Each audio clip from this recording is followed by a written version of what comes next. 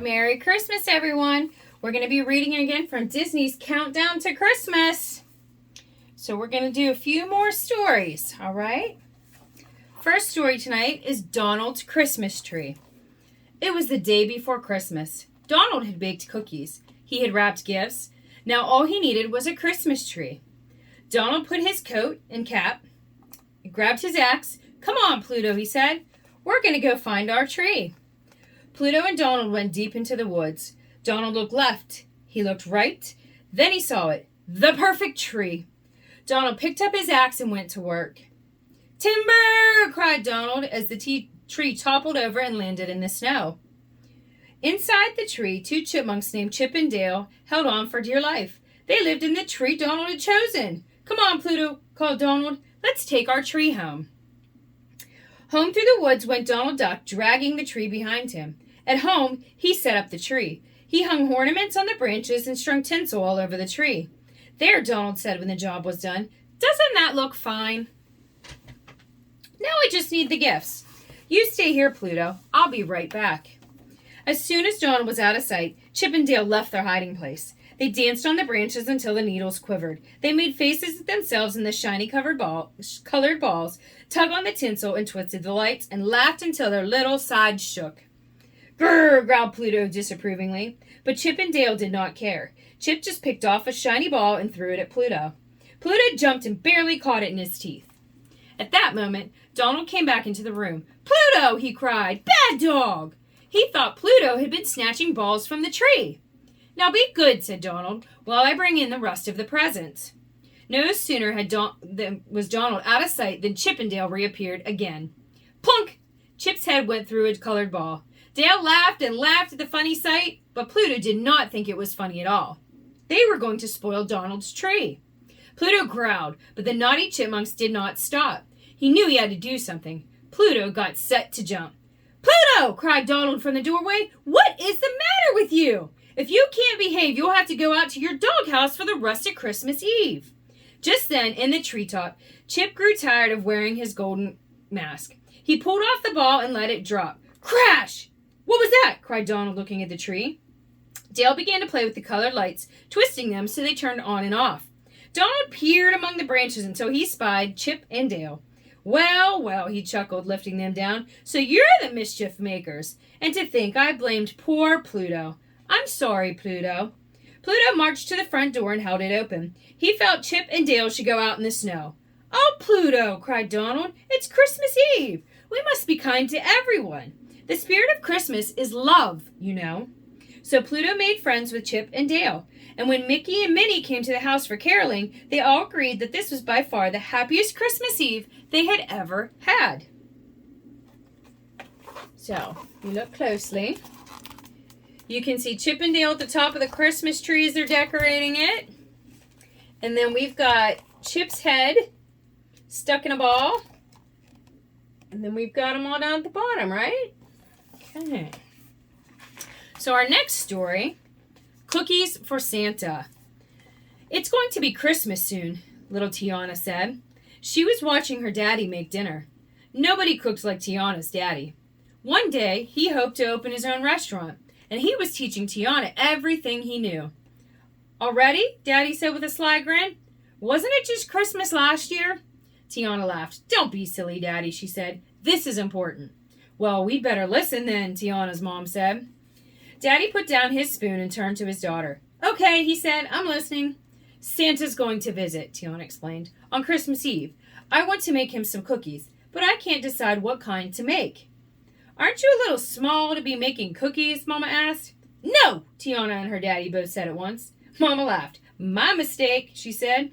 See, there's chocolate chip cookies, Tiana said, and ginger snaps, and oatmeal, and snickerdoodles, and Mama said, and peppermint bark, and peanut butter cookies, and shortbread, and whoa, you know your way around the kitchen already, baby, Tiana's daddy told her. You could make any of those. I know, Tiana said, but none of them seems right. You know, Mama said, I think Santa deserves a real New Orleans-style welcome. You should make him something he can't get anywhere else. Tiana's eyes widened. Beignets, she said. That's it. Thanks, Mama. On Christmas Eve, Tiana got out a big bowl and her daddy's big wire whisk. She measured out all the ingredients and got the dough mixed up all by herself, even though she had to stand on a step stool to reach the table. Then her daddy helped her fry the pillowy little beignets. Finally, Tiana tossed them in powdered sugar. Whew! That was a lot of work, Tiana told her daddy. Your whisk is really heavy. I hope Santa likes the beignets. They look perfect, Tiana's father told her, kissing the top of her head. He popped one of the beignets into his mouth. Mmm, and they taste perfect, too. Hey, Tiana said, batting his hand away from the plate. Those are for Santa. And he's gonna love them, Tiana's daddy said proudly. That night, Tiana went to bed, happy with the gifts she'd left for Santa. When she woke up in the morning, she ran to the kitchen. The plate was empty. Just a dusting of powdered sugar remained. Next to the plate was a single brightly wrapped present. The label said, To Tiana, from Santa. Thank you for the snack. It was delicious. It was a brand new whisk, bright and shining and perfectly sized for little Tiana to bake anything she wanted. It's wonderful, she cried happily. I'm going to make beignets all the time now. Tiana's daddy smiled. Seems to me this was the perfect gift for all of us then. So she's talking to her mommy and daddy in this picture up here. And then we've got her making the beignets all by herself. See? Okay. A gift for Wally. Wally and Eve peeked over the top of a pile of garbage. The humans had been back to Earth for several months. Now they were doing something the robots had never seen them do. In fact, the robots thought humans were acting very strange. Two men were stringing colored lights along a fence, and a woman was decorating a tree with gloss balls. Another man was setting up a plastic statue of a fat, white-bearded man in a red suit. Wally looked closely at the humans. Whatever they were doing seemed to be making them very happy. And if it made the humans happy, maybe it would make the robots happy too.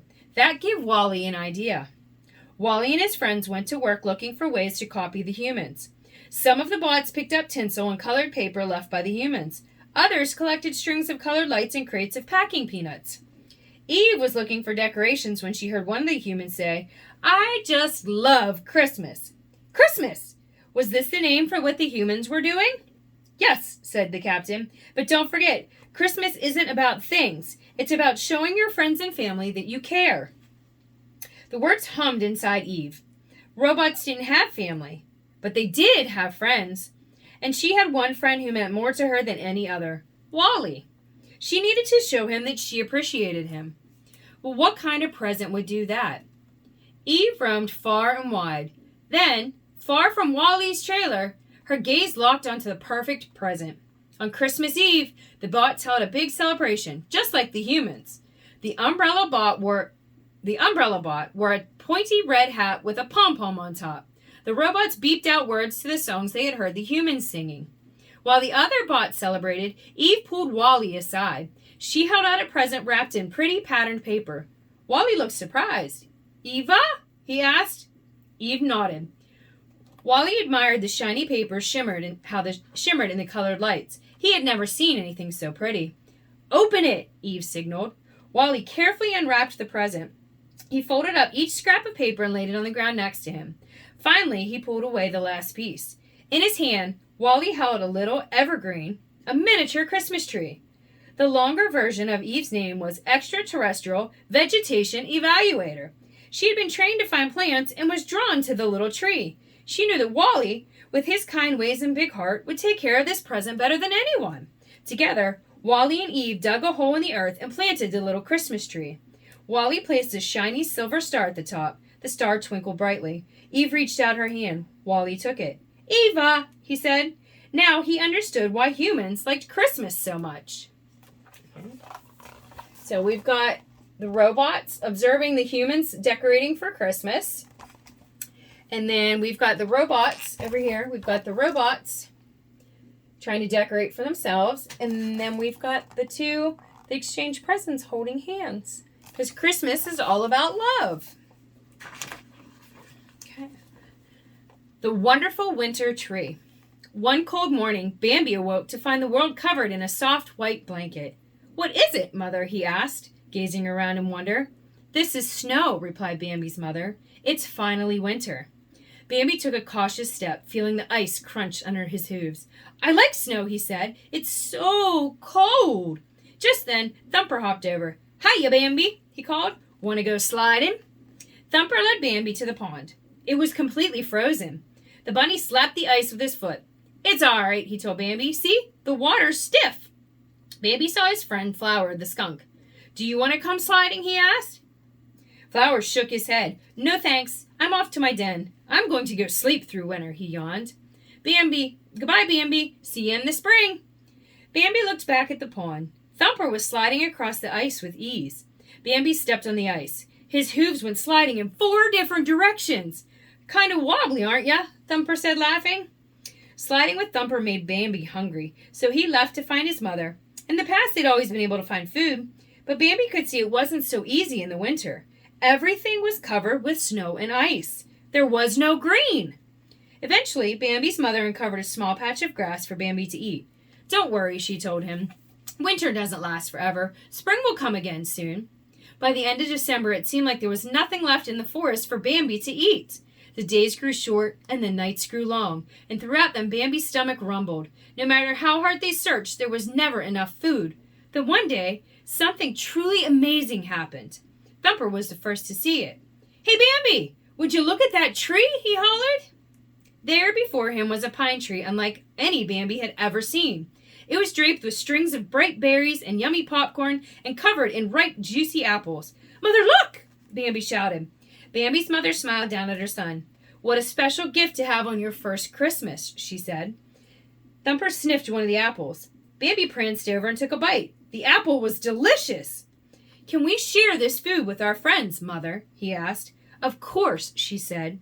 "Christmas is a time to share what we have with those we love." As Bambi and Thumper danced happily around the tree, a gentle hush fell over the clearing. What a magical gift, Bambi thought. There was enough food on the tree to feed all the animals who were hungry. Winter was long and hard, but it turned out it was wonderful after all. Yeah. So down here is Thumper and the rabbits with Bambi. And see how all of his feet went out from underneath of him? Because he couldn't stand on the ice with his hooves. Okay. And then up here we've got the Christmas tree that showed up. And it's got all the apples and fruit and things for all the animals to eat. Okay.